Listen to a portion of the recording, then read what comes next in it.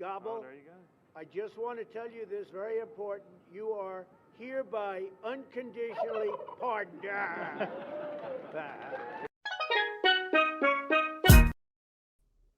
Hello, everybody. Happy Thanksgiving. Thank you for waiting. I hope you had your wonderful dinner, or maybe you're on the West Coast and you're just like getting ready for dinner and you're asking, like, what is she doing here? And I have to listen to her.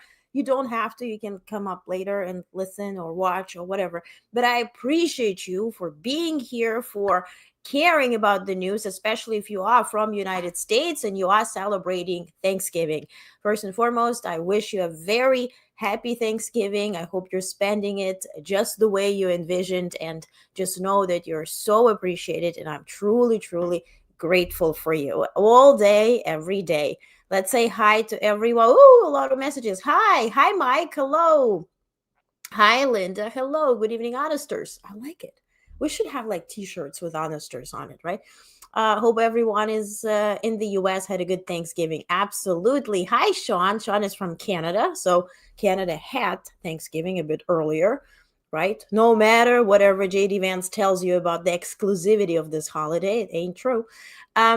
Hello, Lynn. Okay, Tidy. Hi, Timmy. Hello. Everybody says hello. Okay. We should just get some flurries. All right. I think the storm is well north of us. Although, okay, you guys are flurries. I thought about food. See, that's the day today, Linda. Sorry. Yes, there will be snow. I think it's apple butter. Okay. Alrighty. So again, thank you for being here. Just to show what the heck we're going to talk about today, of course, happy Thanksgiving.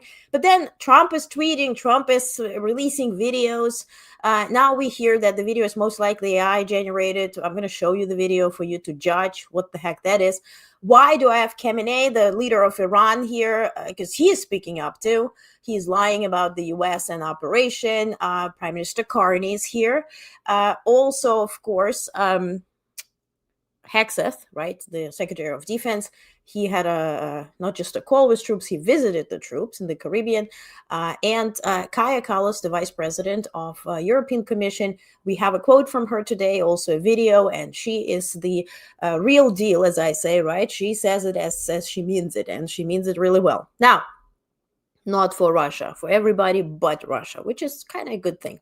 And I want to start with a bit of Canadian news, because we just got this, that tomorrow at 1 p.m. Eastern, Prime Minister Carney will attend a luncheon hosted by ambassadors from the European Union. So all the countries and the ambassadors representing countries that are members of European Union will have a luncheon tomorrow in Ottawa with Prime Minister Carney, certainly talking about the investments, talking about everything that Canada tries to achieve. And in the moments section, we're going to have a video featuring Prime Minister Carney, of course. Now, let's talk about the big event, the very unfortunate, horrific event that happened yesterday, where 2 National Guard troops were shot in the middle of Washington, D.C., just 2 blocks away from the White House. Here's a video released by CIA. The shooter, you see him here wearing his underwear. If this in any way, triggers you, there's also I'm showing here with the next 30 seconds what went on upon the shooting, how other troops ran to the aid of those who have been shot. If this triggers you, please disappear for 30 seconds, okay? Just a warning. Here's the video.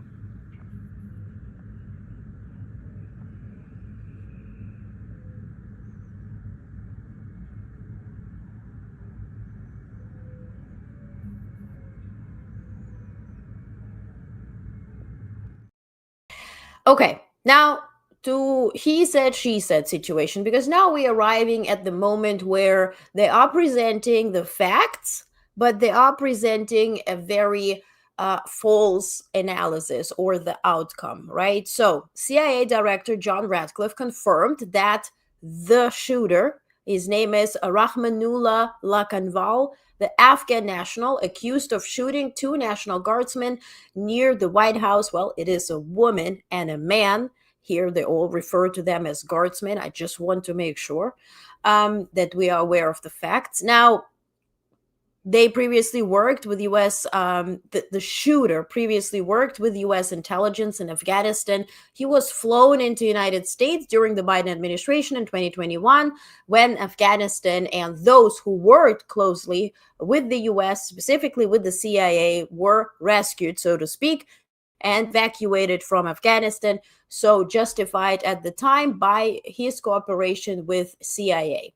Okay, so here's a quote from Ratcliffe. He says, in the wake of the disastrous Biden withdrawal from Afghanistan, the Biden administration justified bringing the alleged shooter to the United States in September 2021 due to his prior work with the U.S. government, including CIA. The individual and so many others should have never been allowed to come here. Our citizens and service members deserve far better than to endure the ongoing fallout from the Biden administration's catastrophic failures. Let's hold on here.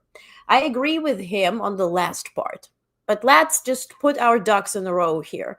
Who started the withdrawal from Afghanistan? It was during the Trump 1.0 administration, where he literally invited Taliban, sat with them, dined with them, closed the deal with them to leave all the equipment there, not to rescue anybody, and just to withdraw. When Biden came in, he was, he inherited this mess. And he went with it because it was 6 months in and the processes have already started. So he couldn't and decided not to do anything against it. Was it messy? Yes. Who started it? Trump 1.0. And this is a fact. I'm not choosing sides here. If it were reverse, absolutely fine. Now, let's continue. President Trump then speaks. He weighs in. He's claiming that DHS assessment confirms that the suspect arrived from Afghanistan on a flight arranged by Biden administration. Okay, 2021. Fine. He was flown in by the Biden administration in September 2021, one of those infamous flights that everybody was talking about. He's talking about the flights where people were jumping on the chassis and like falling off the planes. Trump continues, nobody knew who was coming in. Nobody knew anything about it. Okay, now here's a video of Trump. It is claimed to be AI generated by some experts. I don't know. I wasn't there, nor I generated it. So let's just watch it together. I can report tonight that based on the best available information, the Department of Homeland Security is confident that the suspect in custody is a foreigner who entered our country from Afghanistan, a hellhole on earth. He was flown in by the Biden administration in September 2021 on those infamous flights that everybody was talking about. Nobody knew who was coming in. Nobody knew it. Okay. Sean says, rightfully so, 5,000 Taliban soldiers and also Taliban leadership coming to Camp David, right? Infamously, that all happened during Trump 1.0. Okay. Linda says, I read in Washington Post a little bit ago that the 20-year-old woman soldier died. Horrible. I trust your, reporting here. We, of course, will double check, but this is horrific and this is horrible. Thank you for informing us, and certainly they are waiting with any announcements, of course, because the family has to hear first, and before they, of course, even announce any names or any developments there. Let's continue on this part. Let's fact check, okay? Lockenwall, the shooter, arrived in 2021, but applied for asylum in December of 2024. Who was president in December 2024? Same as in 2021, President Biden. Okay, he applied for his asylum in December. December, if you think about it, has 2 weeks in, right? Because there's holidays, and trust me, as an immigrant, I know that not much happens in December when you apply for any USCIS immigration services. He got his asylum approved, right? He was granted asylum in April 2025. Who was president in April of 2025? I'll let you answer it. So, who was looking through the documents and granting asylum, sir? Your administration, your USCIS, which stands for United States Immigration Services, right? Yours. So, while you state facts about 2021, Add what happened prior to that and led up to 2021. And then let's also analyze what happened in 2025 of this current year while you were president. The same story when they say it's horrible. Of course, it's horrible that the troops were shot and they got shot. Now we need to also analyze that US troops, first of all, are not trained to protect cities from criminals, and they're not trained to patrol the streets. This is done by police, this is done by other organizations. You can get the troops right in a location where they would secure a location, they would educate those in charge and whatnot, but they're not really trained to patrol the streets. Also, why are they there? When the judge ruled that this deployment of National Guard to Washington, D.C. is illegal, why are they still there? And then instead of answering those questions, what leads next is they're deploying 500 more National Guard troops. If you cannot protect them now, you think more would make more sense? And then it leads to Pam Bondi, right? Department of Justice. And, oh, by the way, if you don't trust me about this, when he arrived and all that, here's CNN for you, just for you to have another source. What we know is that he comes here from Afghanistan in the summer of 2021. He applies for asylum in December of 2024. Now he goes through another vetting process involving that, and he's approved for asylum in April of this year under the Trump administration. Okay, just for you to have another source. And so now Pam Bondi announces that in case anybody passes away, one of those troops or both, and Linda just informed us that Washington Post is reporting that the young woman, unfortunately horrific for all of us, that she passed away. Now, she draws this, take a look. If just pray, everyone pray today for these two soldiers, these two guards, the man and woman. But if something happens, I will tell you right now, I will tell you early, we will do everything in our power to seek the death penalty against that monster who should not have been in our country. Okay, I'm just checking. I don't have any news on anybody yet. Once it comes in, it will make a zing, and we'll hear from it. Now, for me, it kind of looks like they're really, really looking for some public execution or something that, will drive the base, right? The MAGA base crazy. And I don't know, but we'll see. Now, we are reporting on facts, and let's move on here. President of Russia, Putin, delivered his speech today, and instead of a parade with turkey and beautiful balloons, and my favorite balloon, Snoopy, no judgment, I was listening to Putin. Happy Thanksgiving to me. And here's some main messages. I don't want to bother you with seeing him and he's shaking legs because he's on heels, and he's, hiding that he's on heels, and he constantly does this, with the leg, but it kind of looks weird because anyway. Okay, main messages. Putin delivered a series of statements outlining Moscow's new maximalist demands, right? We remember the 28-point surrender plan for Ukraine drafted by Kremlin, presented by Witkoff. Trump claimed it's his, and all that, right? Now, Putin said, quote, "The fighting will cease in Ukraine when Ukrainian troops withdraw from the territories they occupy. If they do not withdraw, we will force them to do so by military means." Fact check. I can't believe we have to do it. These territories belong to Ukraine, internationally recognized since 1991. Only Russian forces are illegal occupiers. Let's move on here. Putin also declared that statements with the current Ukrainian leadership are pointless, arguing the Ukrainian president has lost his legitimate status. Russia is also at war, but we held elections. Fact check. Ukraine's constitution prohibits elections during wartime. Russia created wartime conditions by invading Ukraine in 2014 and by launching a full-scale invasion in 2024. So this is kind of Putin's fault that Ukraine does not have elections. Russian elections involve no opposition, and cannot be compared to democratic standards. I mean, is it really a choice if you're presented with one choice? Like, he's winning by 90%, 80%, and they're being generous, right? They're just like writing it in. Now, when asked about the Bloomberg leak, right? Leak. We're not talking about the leak 28 surrender plan. We're talking now about that infamous conversation between Witkoff and Yuri Ushakov, who is, of course, Putin's aide. Putin said he confirmed that the material is real, denouncing eavesdropping, but not denying a single detail. He then launched into lengthy, unprompted defense of Steve Witkoff, raising questions about Witkoff's role and influence. Putin said, quote, "Mr. Witkoff is apparently traveling to Moscow on behalf of President Trump to negotiate with us.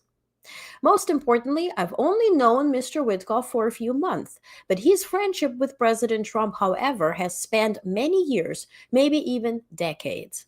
By the way, Kushner is also coming to Kremlin as well." Putin adds, quote, "He defends the position and interests of the United States as he sees them, and as seen by those who delegated him to negotiate with Russia." Trump, right? "It's not just President Trump. I believe it includes members of the military, diplomatic circles, and U.S. administrative bodies in the broadest sense." Without discussing this, I want to move on to the next topic, which kind of will reveal why all this is being said. Here's Wall Street Journal. Russia may influence Witkoff through the crypto platform he built with the Trump family. Now, the crypto platform is not directly run by Witkoff himself, rather by his sons and Trump's children, right?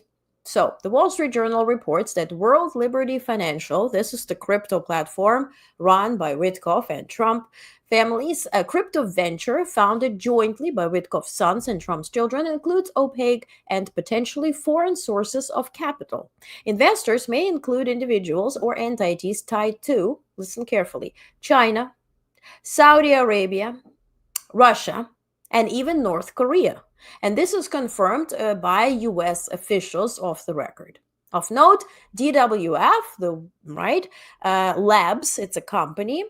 It's run by Russian national Andrei Grachev, whose associated companies reportedly circumvent sanctions using Russian bank cards, including Sberbank. This is the bank that has been sanctioned both by Europe and United States.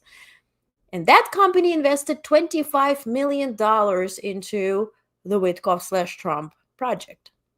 U.S. counterintelligence officials are now assessing whether the financial structure could give Moscow leverage. So when Witkoff travels there, especially with Kushner, who is married to Trump's daughter, Ivanka Trump, this is family business. Now, as I reported yesterday, Putin was in Kyrgyzstan. He was welcomed with red carpet and the dances and the birds and all of this, right? Now, unfortunately for him, he was staying at some type of a castle, but in front of this is actually Ukrainian embassy. So the Kyrgyz administration and their leadership and government made the most in order to hide it. To hide it, they did install a screen to, quote, to avoid spoiling the mood of the Russian Tsar. Now, this video, of course, went viral everywhere in Europe. So take a look how this thing looks. This is narrated in Russian by a guy who's filming it. And he's like, this is Ukrainian embassy. This is where Putin stays. They just did the screen. Take a look. Посольство Украины в Бишкеке. Украинский флаг, бронированный автомобиль. И тут вот такая вот стена между посольством и президентским дворцом Интемак, Ордо. Ничего необычного, просто меры безопасности. Всякое же может случиться. Все в ожидании приезда президента России. So I see that I think Sean or who put it up about the Linda said they're going to blame it on Vogue DI immigration employee. Yes, and also to that, U.S. is now Trump has issued an order to review, and I just got a bunch of emails from USCIS confirming that they're reviewing green cards from individuals who are coming from 19 countries. And I will read out, I put this on Blue Sky, so I do have some type of a record here. Let me pull it up real quick. In case you are from one of those countries and you are on a green card here, so those countries are Afghanistan, Burma, Chad, Republic of Congo, Equatorial Guinea, Eritrea, Haiti, Iran, Libya, Somalia, Sudan, Yemen, Burundi, Cuba, Laos, Sierra Leone, Togo, Turkmenistan, and Venezuela. So if you are, or if anybody you know is here on a green card, now they are reviewing all those green cards. So now we're not talking about visas. We're not talking about undocumented migrants. We're just literally talking about people who spent thousands of dollars, went through thorough fact checks, from health fact check to financial fact check to having an affidavit by an American citizen or at least a green card holder who would vouch for them. And now we're here because of what? Because of that shooting that they still don't know anything about. Now, New York Times reported that German Chancellor Merz learned about the 28-point surrender plan actually from us, from media, because he was not informed, as well as any other European quote-unquote ally. According to New York Times, German Chancellor Merz discovered the existence of U.S. peace plan from Ukraine through media for Ukraine through media reports. The Biden and Trump administrations never briefed him. Well, why does it say Biden? Trump administrations never briefed him, despite Germany being one of Ukraine's most important allies. New York Times sources said Merz's team attempted several times to contact Trump to clarify the document's origins and intentions, but received no response. European capitals had expected some form of U.S. proposals, but not the one they said so heavily aligned with Moscow interests. I would say not the one drafted by Kremlin. European leaders urgently coordinated the move to change those points. As we know, by end of the day, they have removed the most drastic points, but still, I mean, that plan is Zelensky says it's obsolete at this point, but we know there is some type of a 19-point plan, and it still has the territory swaps, as they call it, which is illegal, also reducing the number of Ukrainian forces, which is illegal, although this is not the most critical point, because they agree to reduce Ukrainian or to stop Ukrainian forces at 800,000 troops mark. Currently, Ukrainian forces are at around 900,000. So I mean, it's not a drastic change here, but it does disinclude, for instance, joining NATO, and that is also illegal in that regard. And I put the whole legal fact check for you earlier to understand why do we refer to that as being illegal.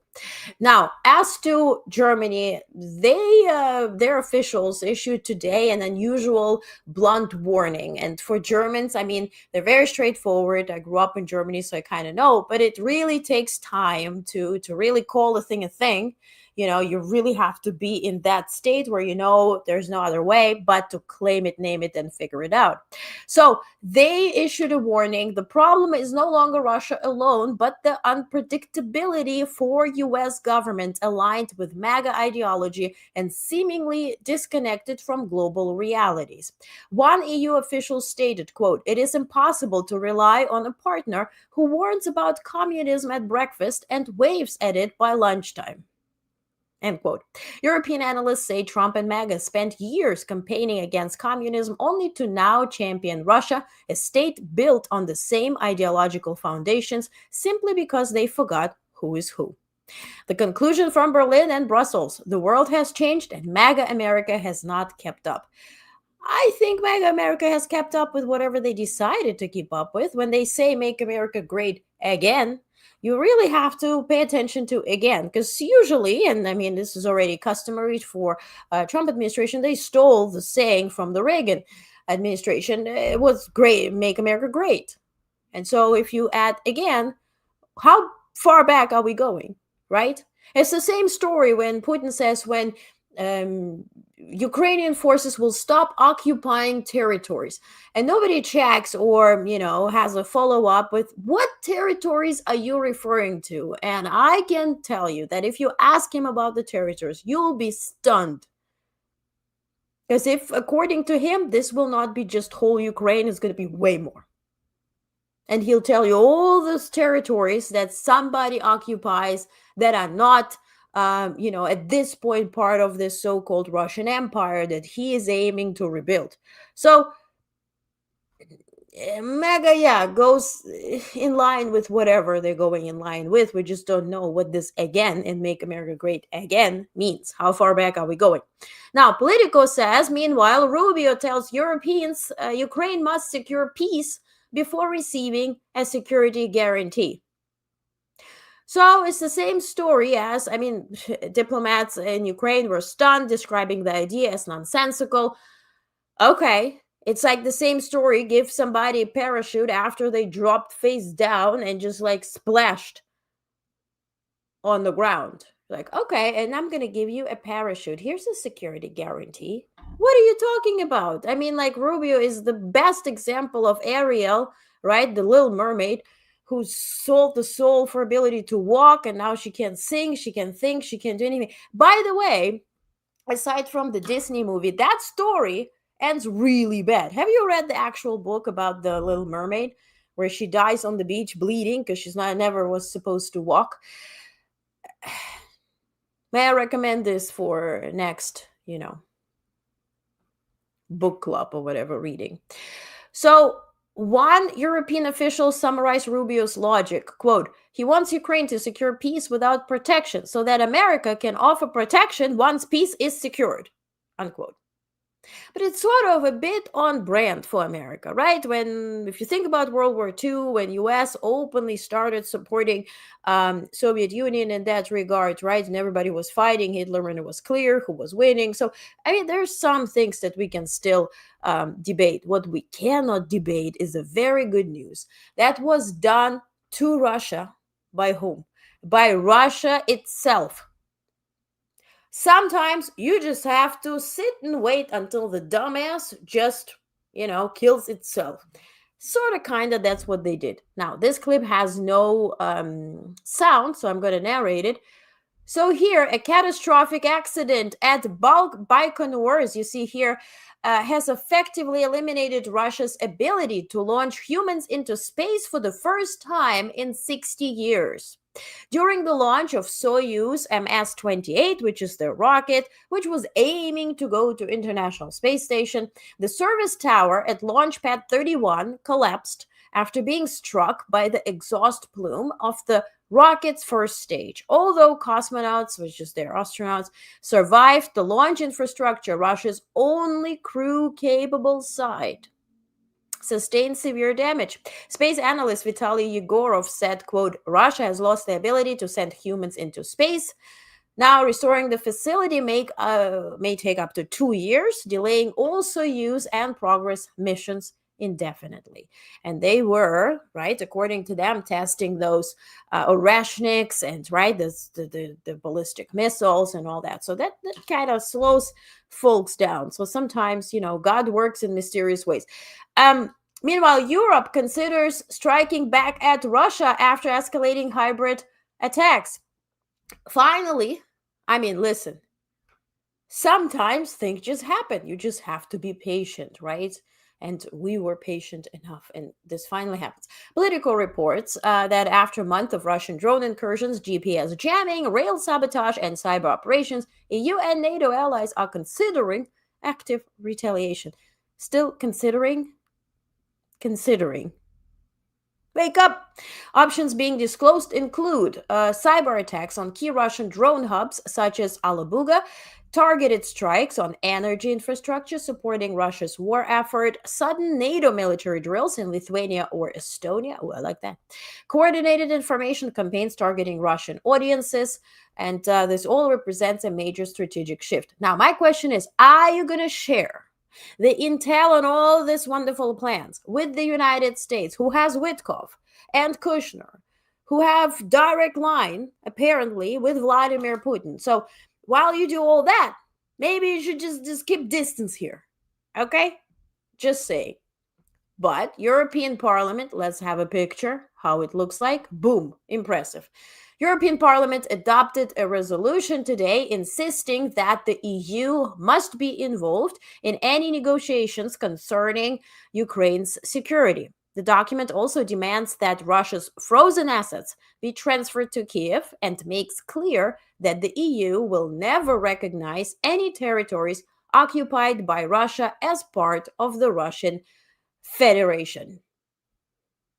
So they can. When they want, really want, they can. Great. Meanwhile, there were, of course, strikes today. Russian forces have begun using RBK 500 cluster bombs. That's when something when the bomb hits the target, it explodes with a lot of shrapnel and a lot of pieces, which kills more people than just the bomb itself. They did that again in Pokrovsk direction. Please take a look how this mess looks like.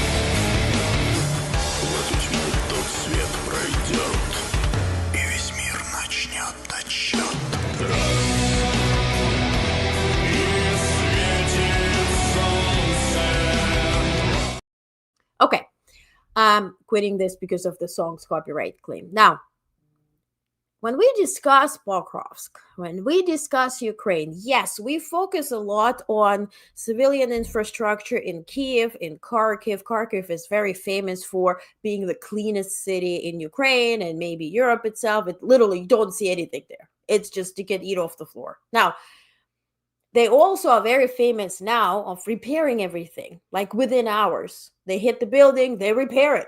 It all looks like nothing happened here. So by the end of it, it's all going to be rejuvenated. But we never focus on those areas that are near the front lines, on how Ukraine looks like and what Russia did to Ukraine. I want you to watch this 41-second clip.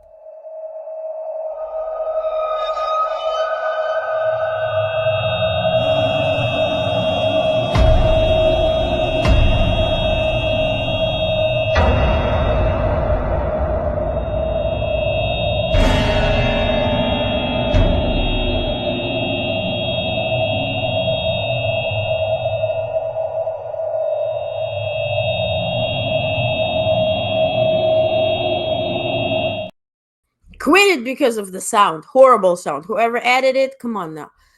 I'll silence it and I'll post it on Blue Sky because that just makes you crazy. But you see what they've done to Ukraine. So when they say Ukraine should leave occupied territories, this is what you've done to those territories. You killed people. You caused complete destruction, like Aleppo. It does look like Gaza at some point. And what are you saying? Ukraine is occupying what? Occupying this? You're killing people for years. And starting 2014, there were areas, right? How they got to the Lugansk area, for instance, right? Exactly same way. They were bombing, they were killing, they were occupying. They're teaching children to forget who their parents are and what their language is and where they come from. They'll teach them to start hating Ukraine and everything that has to do with Ukraine.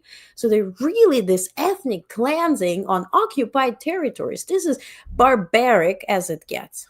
Now, meanwhile, Ukraine is also not sleeping here. Ukraine's military struck today deep inside Chechnya, bombing the Ahmad Special Forces base. This is special forces directly from their leader, Kadyrov, of course, pro-Kremlin. This happened in Grozny with kamikaze drones. The video verified the strike, and here's the video.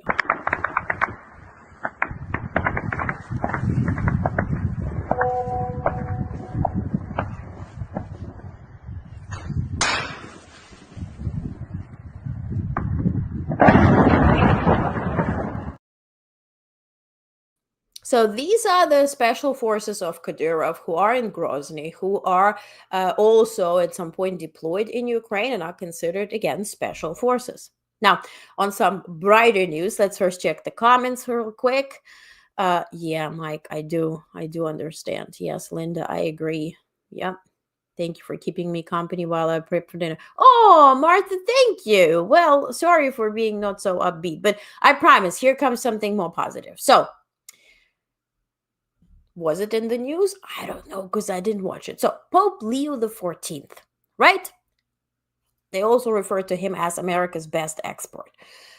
He visited Turkey today, the country, right? Turkey, and delivered a strong message of interfaith dialogue and global peace. And this excitement and really, the eagerness to kind of connect and unite people was not just coming from his side. It also came from the Turkish side. And I'll have videos here. So Pope Leo arrived in Ankara for his first international visit, receiving an unusually high-level welcome by President Erdogan. So high welcome that in fact he was checking on everything that needs to be checked himself. Take a look. Yep.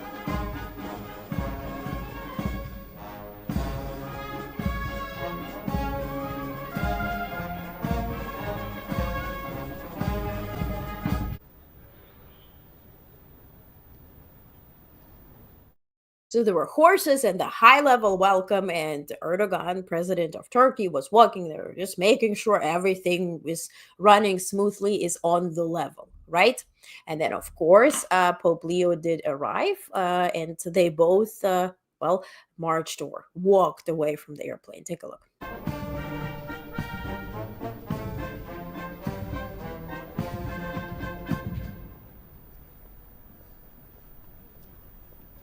Merhaba asker.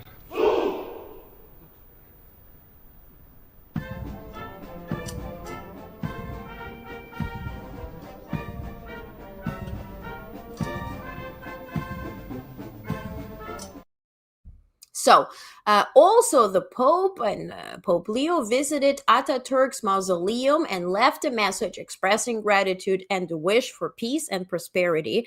And Mustafa Kemal Ataturk was a Turkish field marshal and statesman who was the founding father of the Republic of Turkey. And of course, he's national hero. And then whenever you see any leaders arriving in Turkey, they are visiting mausoleum. Recently, President Zelensky was there as well. So take a look.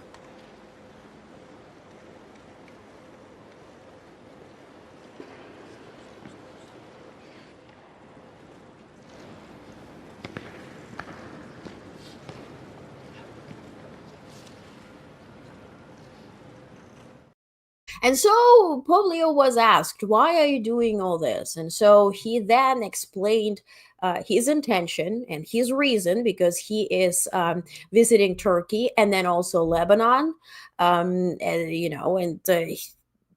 he was literally sharing his vision and his purpose by visiting those countries.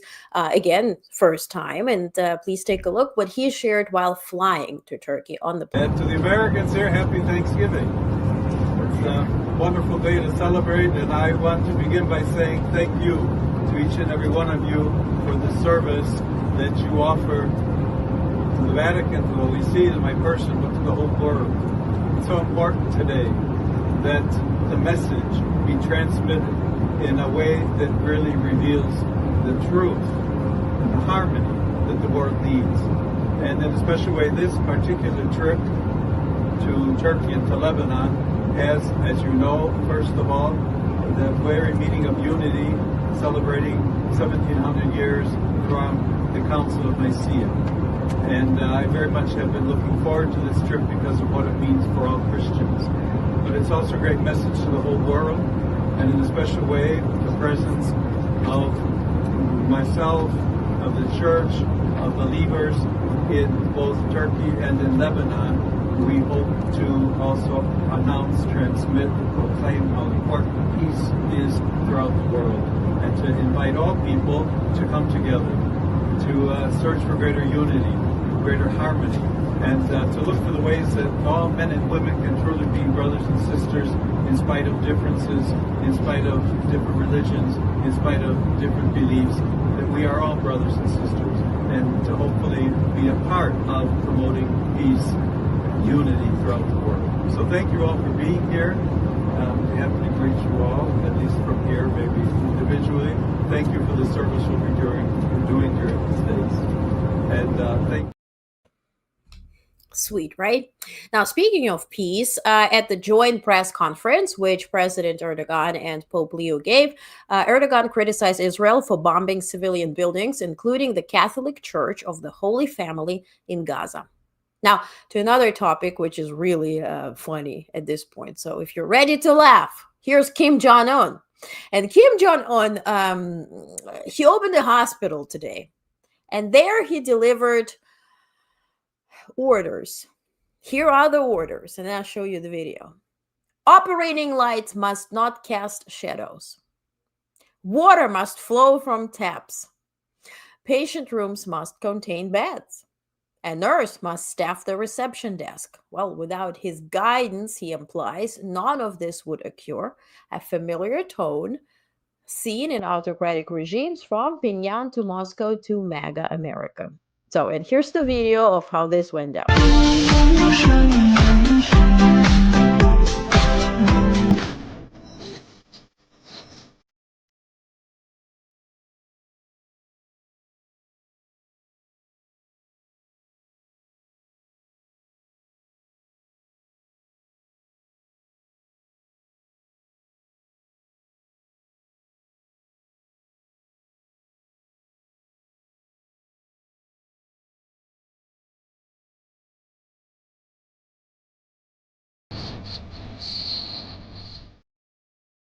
I love it how they stand there and write it down. Beds in the hospital rooms? Genius. Water and water taps? Huh, I didn't know. Oh my goodness. Whew. Lamps should not cast shadows? That would be difficult, but we'll work on it. How close are we to this? How close are we to this? Couple of months. Haha. Yeah, but Mike, listen, I'm laughing too, but okay. So, let's talk about Prime Minister Carney. Of course, he closed some type of a deal with Alberta today with Smith, who obviously loves MAGA and purple MAGA and whatever. And she pointed him, here's where you signed the document. I really like that point.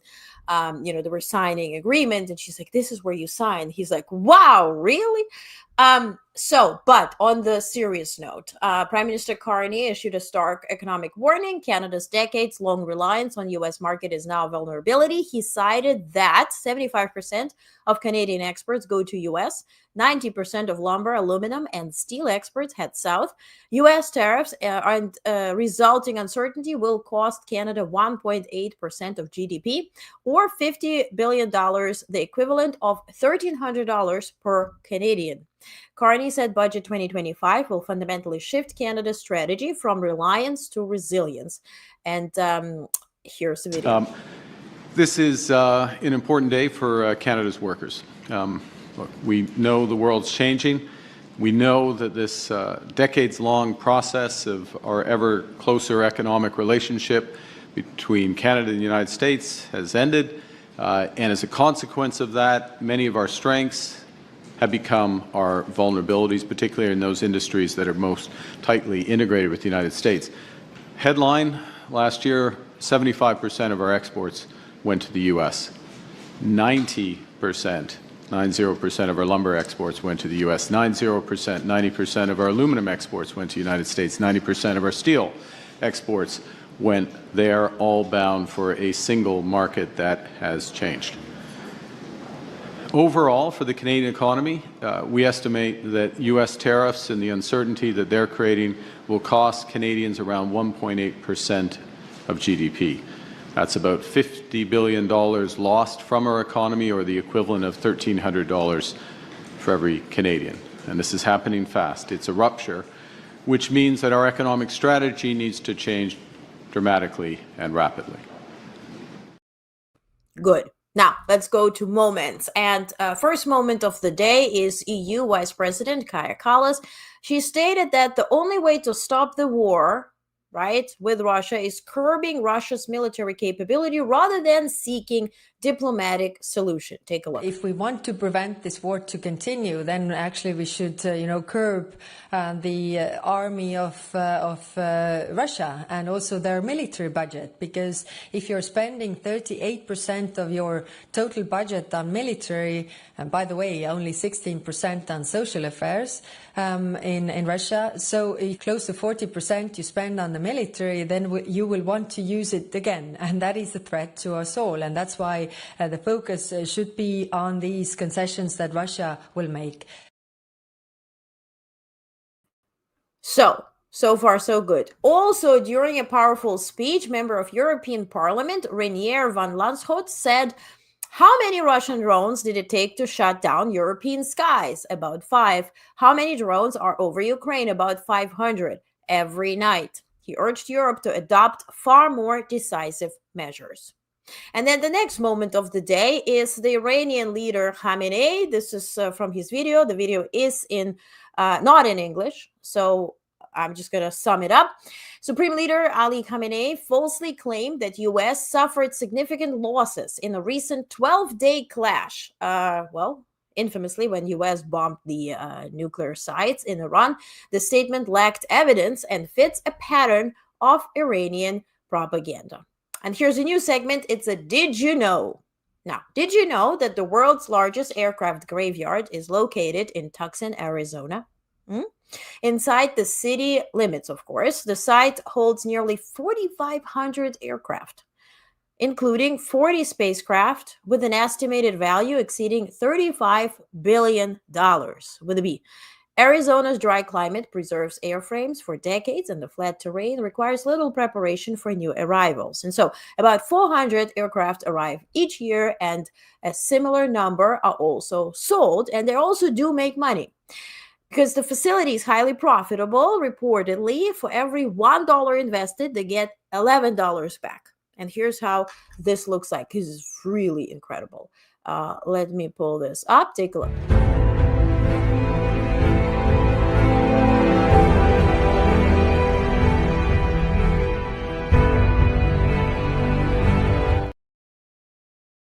So incredible, right? They also call it like the largest graveyard of airplanes.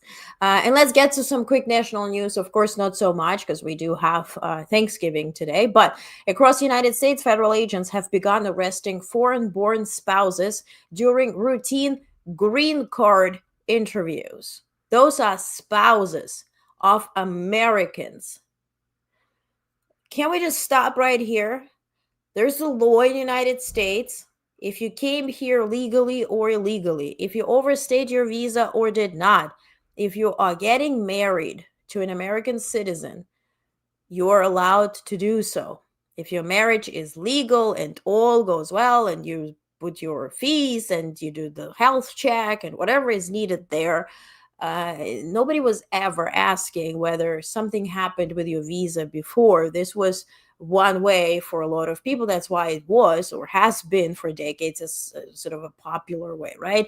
So now a British woman attending her marriage interview handed her newborn baby to her American husband moments before being detained for alleged visa violations. Now, this was her green card interview. She's a mother of an American citizen by birth, which then still keeps her here until the citizen's 21. Like, what are we doing?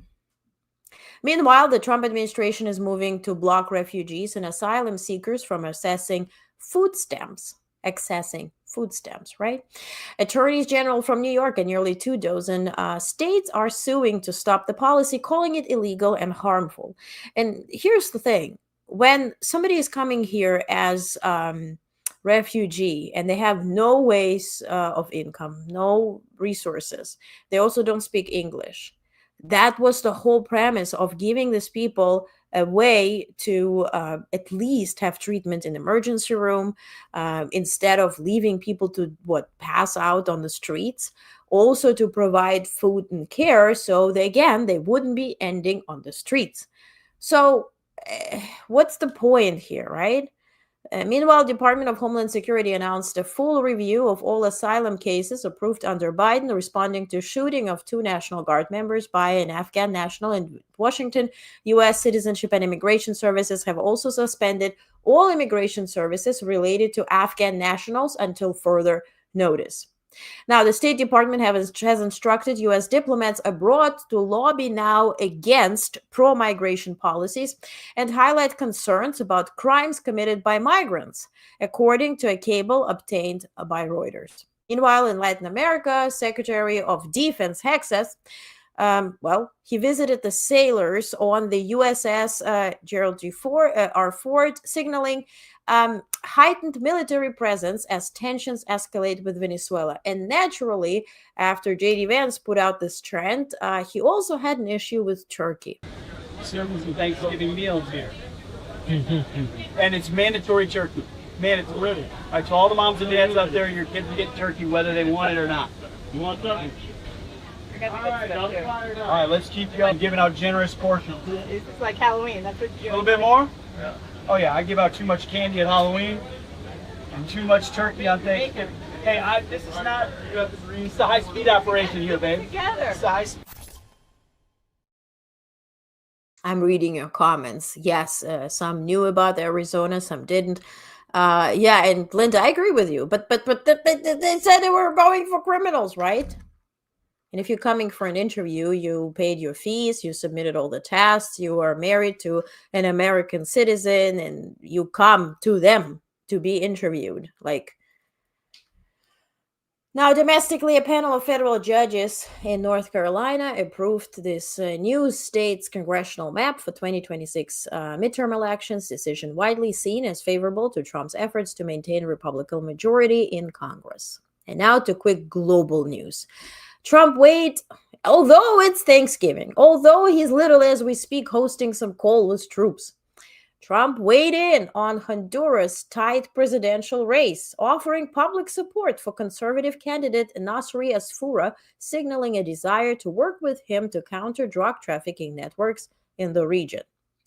And then on December 1st, NATO Secretary General Mark Rutte will meet Ukraine's Prime Minister Denis Shmyhal at NATO's headquarters in Brussels, marking an important moment in alliance Kyiv coordination. Now, Germany announced it will push the U.S. to reconsider its decision to exclude South Africa from the G20 that U.S. is hosting next year in Miami. A move Trump justified using false claims about the treatment of the country's white minority. Also, they opened this straight immigration path for, they call them now, instead of Afrikaans, they call them Amerikaans. That's a thing. Now, meanwhile, in Switzerland, the 2 lawmakers have asked prosecutors to investigate whether luxury gifts, including a Rolex watch and a gold bar, given to Trump by those Swiss business people when they came into the Oval Office. Remember, I showed you pictures. They gave him like a table. It's whatever. It's a clock you put on the table. It's not a watch that you wear. And it was a 1 pound gold bar as a gift. And then suddenly the tariffs on Switzerland were reduced drastically. And so now this is being investigated in Switzerland. A source close to delegation insists the gifts complied with Swiss and U.S. legal standards. Remains to be seen. Now, meanwhile, a devastating fire tore through a complex of high-rise apartments buildings in Hong Kong. I showed it to you yesterday. It's horrific. At this point, 83 people, at least 83 people were killed, leaving hundreds still missing. Authorities arrested 3 individuals connected to the construction company responsible for scaffolding and safety netting on the building. I do believe I have a video that 15 hours in, the buildings were still burning this morning.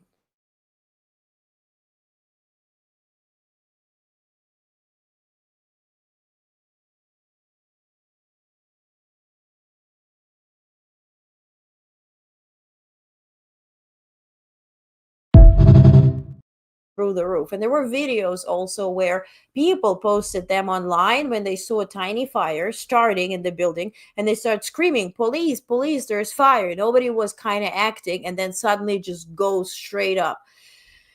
Okay. China issued a stark warning about rising nuclear conflict risks after Trump ordered the United States to resume atomic weapons testing, effectively ending a 30-year moratorium on nuclear explosions. In a white paper released in November, Beijing cautioned that several countries were now shifting their nuclear policies, thereby heightening the risk of global nuclear conflicts. And a new international investigation has uncovered evidence linking the Russian Red Cross to training child soldiers and supporting Russia's occupation of Ukrainian territory, raising serious concerns about violations of international humanitarian law. And by the way, the Russian Red Cross is sponsored partially, for most part, by European Union. So you have all these ways to kind of check up on them, at least. It's disgusting. Now, President Trump has privately urged Japanese Prime Minister Sanae Takaichi not to escalate tensions with China, as he says, hoping to preserve a fragile trade war truce with Beijing. Essentially, the trade war truce is Trump dropping tariffs on Chinese imports for a year. That's how he holds this afloat. Meanwhile, in Italy, the government has approved a legal definition of femicide, formally recognizing murders of women motivated by misogyny as distinct criminal category. Now, in Guinea-Bissau, army officers claim they have seized control of the government one day before the country was expected to announce its presidential election results. So they do have military takeover.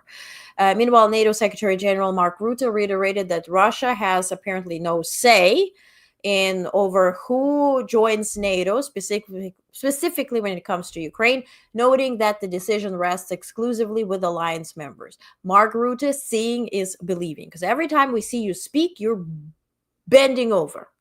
Can we have this on record? Like, say it, please. I'll show it every day, all day. And finally, the International Monetary Fund has agreed to provide Ukraine with $8.2 billion over 4 years through a renewed extended fund facility agreement to stabilize its wartime economy. And so to end everything here, we're going to be ending really on the top of the hour now. Humanity, right? We finish always with the humanity session here. I do have 3 videos for you. First one is hella funny. So today, yes, in New York, we had the turkey parade, right? The turkey is leading the parade. They were singing the songs and everything. And I watched it twice because they repeated on NBC and I was writing the newsletter. And at some point, I knew the parade by heart. But during the parade, Al Roker was talking to a little girl, and she happened to win a coveted golden ticket, right, at the Macy's Thanksgiving parade to see the Rockettes who do the leg thing in New York City. And he couldn't wait to share the news. And here's what the girl said. Are you excited to see the Rockettes? Would you be? Well, guess what, Elliot? We've got a very special something for you. Look here. You've got a golden ticket. That you get to see the Radio City Music Hall Rockettes. Are you excited? I did that yesterday. You did it yesterday. Oh, my golly. Will you get to see him again? Yay. Yay. Happy birthday, sweetheart.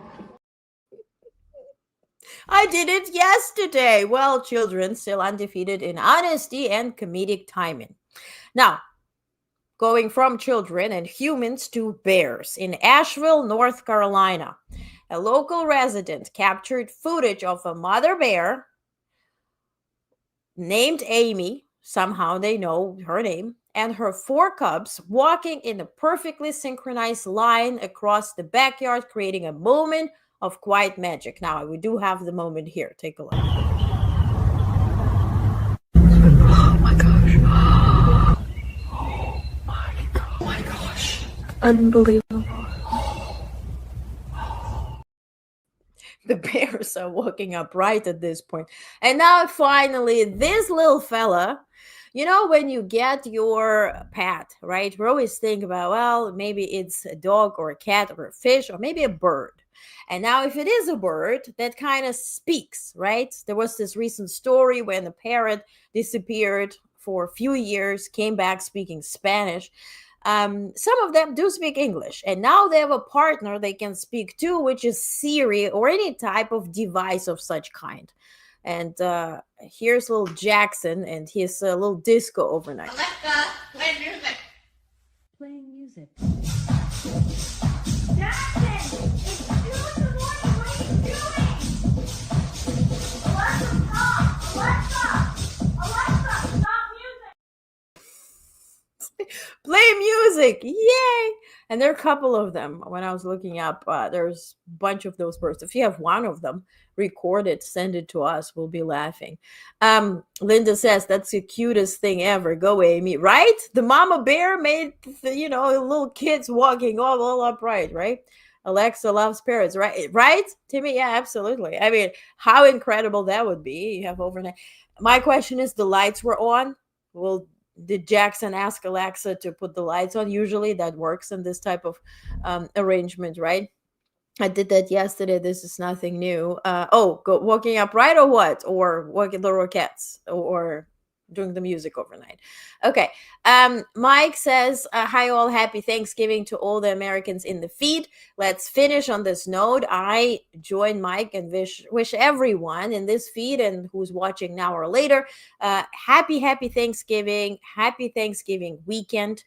Please do what feels best for you. I will be reporting. Your newsletter already arrived, and our deep dive is tomorrow. So if you would like to join Honest Plus, it's a little button, join. I think YouTube gives you some specials there, whatever.